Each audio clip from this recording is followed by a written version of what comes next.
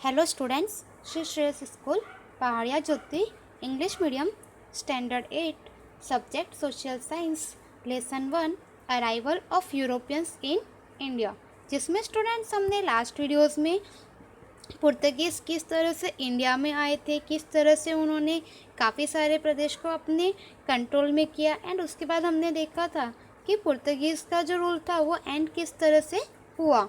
तो यहाँ तक हमने लास्ट वीडियोस में देखा था। अब हम उसमें आगे यहाँ पे कंटिन्यू करेंगे। तो हमारा यहाँ पे टॉपिक है द डच। तो मतलब डच के लोग किस प्रकार से इंडिया में आए थे। After 100 years of the arrival of the Portuguese at the end of the 16th century, the Dutch of Holland, now the Netherlands, came to India for trading. तो यहाँ पे बताया कि पुर्तगीज़ जो है उनके 100 years के बाद में 16th सेंचुरी के एंडिंग में हॉलैंड से डच लोग, जो कि अभी हॉलैंड है वह नेदरलैंड के नाम से जाना जाता है, तो हॉलैंड से जो डच लोग थे वे इंडिया में ट्रेड करने के पर्पज़ से आए थे। Initially they establish fort eight Pulicat and Madras now Chennai. तो बताया उसके आगे हमें कि उसके बाद में उन्होंने पुलिकट एंड मद्रास, जो कि नाउ अभी चेन्नई के नाम से जाना जाता है, वहाँ पे उन्होंने उनके फोर्ट्स जो है वह एस्टैब्लिश किए थे। उनकी जो कोठियाँ थी वह उन्होंने वहाँ पे एस्टैब्लिश की। They also establish A trading centre at Agra in the year 1663। तो आगे हमें बताया है कि उन्होंने आगरा में भी उनका सेंटर है वह एस्टैब्लिश किया 1663 में। Meanwhile the British also arrived in India. And उसके बाद में हमें बताया है कि यहाँ पे ब्रिटिश जो है वो भी इंडिया में ट्रेड करने के लिए आए। The Dutch could not withstand the competition against the British.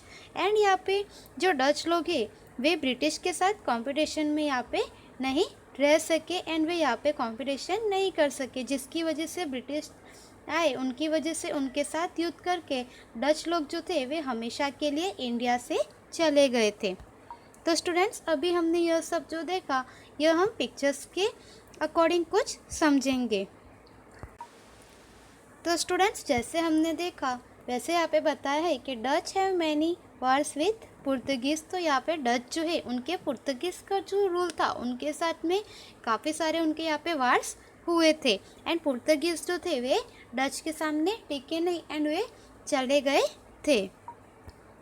उसके बाद में यहाँ पे हमें बताया है हॉलैंड, जो कि अभी उसे नेदरलैंड के नाम से जाना जाता है। तो हॉलैंड से डच लोग जो है वे पुर्तगीज़ से इंस्पायर होकर इंडिया में ट्रेड करने के पर्पज़ से आए थे। तो स्टूडेंट्स, यहाँ पे हमें इंडिया के बारे में बताया है कि जो डच लोग थे वे इंडिया में ट्रेड करने के लिए आए थे।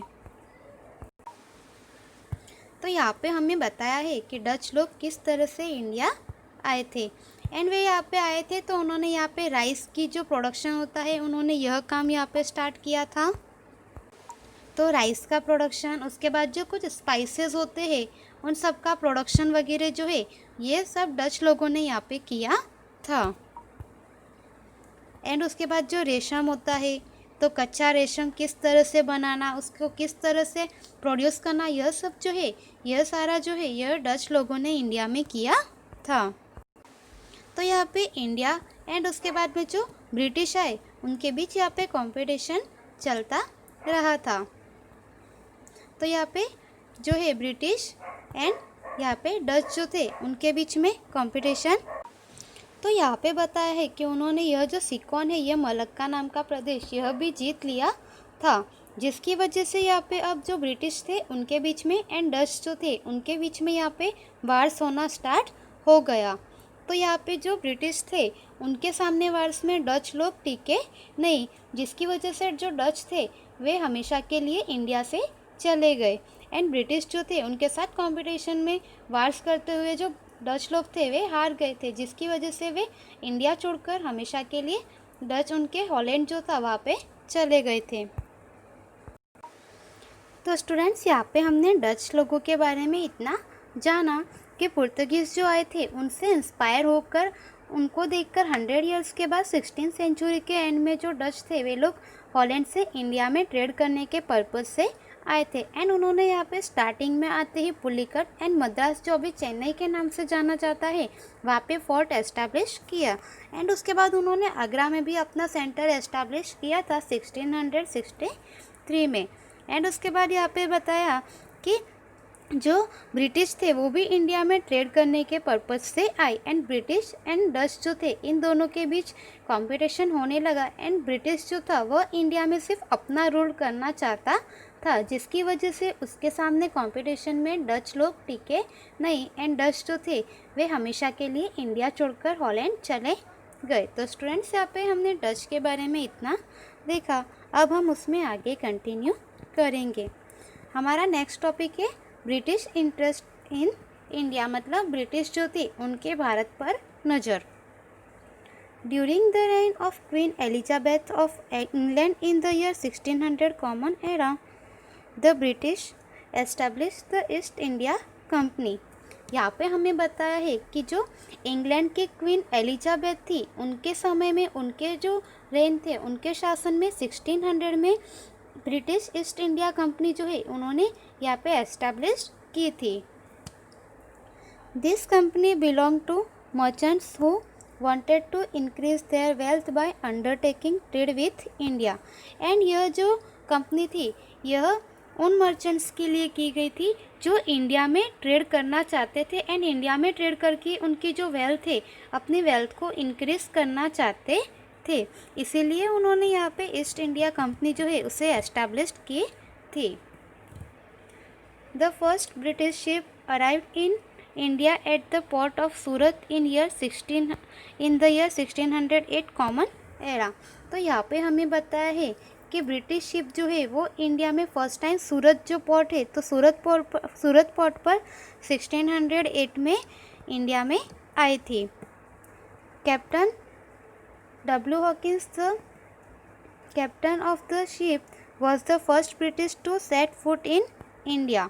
तो यहाँ पे हमें बताया है कि जो उस समय में कैप्टन्स थे शिप के, वो W. हॉकिंस थे, जिनके लीडरशिप में जो फर्स्ट शिप थी वो सूरत में आई थी। He met Jahangir but did not get it। जो है जहांगीर उस समय में ट्रेड के लिए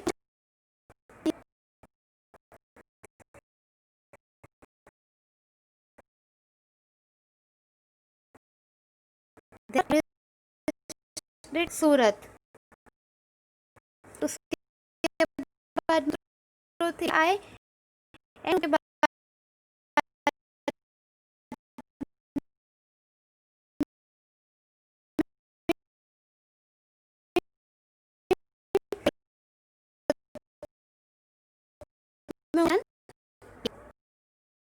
later Delhi went into the hands of Shahjahan. Shahjahan gave permission to the British to carry out trade in Bengal। तो यहाँ पे बताए कि उसके बाद में जो दिल्ली का शासन था वह शाहजहाँ के हाथ में था। एंड शाहजहाँ जो है उन्होंने ब्रिटिश को बंगाल के साथ ट्रेड करने की यहाँ पे परमिशन दी।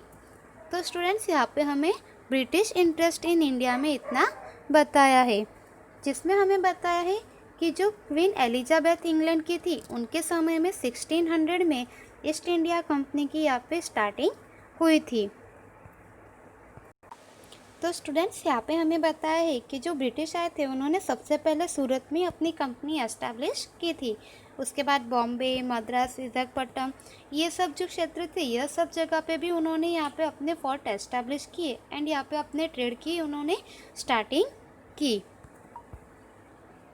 एंड यहाँ पे हमें बताया है कि ईस्ट इंडिया कंपनी जो है वह यहाँ पे अब एस्टैब्लिश की गई थी। एंड यह जो है यह ट्रेड के पर्पज़ से की गई थी उन मर्चेंट्स के लिए जो इंडिया के साथ ट्रेड करके वह अपनी वेल्थ जो है इंक्रीज करना चाहते थे।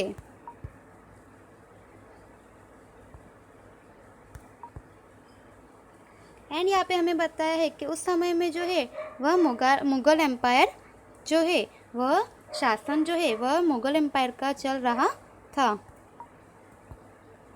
एंड उसके बाद में यहाँ पे जो थॉमस रो है वो इंडिया में आए एंड उन्होंने यहाँ पे परमिशन जो है वह ट्रेड करने के लिए परमिशन ली।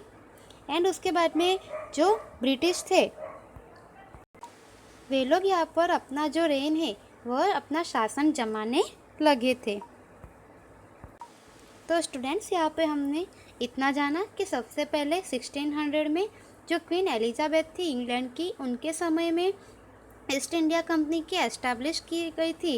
एंड यह कंपनी जो है उन मर्चेंट्स के लिए एस्टैब्लिश की गई थी जो इंडिया के साथ ट्रेड करके अपनी वेल्थ इंक्रीज करना चाहते थे। एंड जो ब्रिटिश शिप थी वह फर्स्ट टाइम जो आई थी वह 1608 में सूरत में जो है वहाँ पे आई थी। एंड उस समय जो उस शिप के लीडरशिप थे वह W हॉकिंस थे। उनकी लीडरशिप में यह जो फर्स्ट शिप है यह सूरत में आई थी। उसके बाद में यहाँ पे वे जहांगीर से मिले बट उन्हें यहाँ पे ट्रेड करने की परमिशन नहीं मिली, जिसकी वजह से उसके बाद में सर थॉमस रो आए एंड उन्होंने यहाँ पे परमिशन जो है ट्रेडिंग के लिए वह ली एंड सूरत में अपना सेंटर जो है उन्होंने एस्टैब्लिश किया।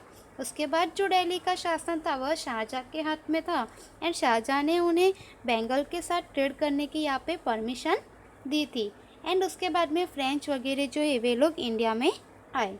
तो स्टूडेंट्स यहाँ पे हमने Dutch and British interest in India के बारे में इतना देखा। हमारा नेक्स्ट टॉपिक है फ्रेंच, वो हम नेक्स्ट वीडियोज़ में देखेंगे। Thank you so much.